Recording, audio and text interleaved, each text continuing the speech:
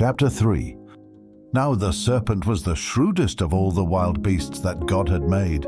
It said to the woman, "Did God really say, 'You shall not eat of any tree of the garden'?" The woman replied to the serpent, "We may eat of the fruit of the other trees of the garden. It is only about fruit of the tree in the middle of the garden that God said, 'You shall not eat of it or touch it, lest you die.'"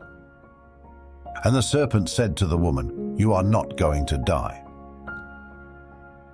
But God knows that as soon as you eat of it, your eyes will be opened, and you will be like divine beings who know good and bad." When the woman saw that the tree was good for eating, and a delight to the eyes, and that the tree was desirable as a source of wisdom, she took of its fruit and ate. She also gave some to her husband, and he ate. Then the eyes of both of them were opened, and they perceived that they were naked, and they sewed together fig leaves and made themselves loincloths. They heard the sound of God moving about in the garden at the breezy time of day, and the human and his wife hid from God among the trees of the garden. God called out to the human and said to him, "Where are you?" He replied, "I heard the sound of you in the garden, and I was afraid because I was naked, so I hid." "Who told you that you were naked? Did you eat of the tree from which I had forbidden you to eat?" The human said, "The woman you put at my side, she gave me of the tree, and I ate." And God said to the woman, "What is this you have done?" The woman replied, "The serpent duped me, and I ate." Then God said to the serpent, "Because you did this, more cursed shall you be than all cattle and all the wild beasts. On your belly shall you crawl, and dirt shall you eat all the days of your life. I will put enmity between you and the woman, and between your offspring and hers. They shall strike at your head, and you shall strike at their heel."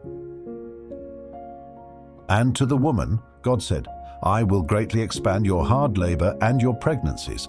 In hardship shall you bear children, yet your urge shall be for your husband, and he shall rule over you." To Adam, God said, "Because you did as your wife said and ate of the tree about which I commanded you, you shall not eat of it.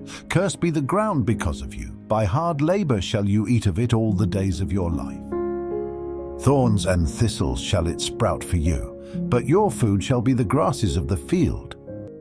By the sweat of your brow shall you get bread to eat until you return to the ground, for from it you were taken. For dust you are, and to dust you shall return." The human named his wife Eve, because she was the mother of all the living. And God made garments of skins for Adam and his wife, and clothed them.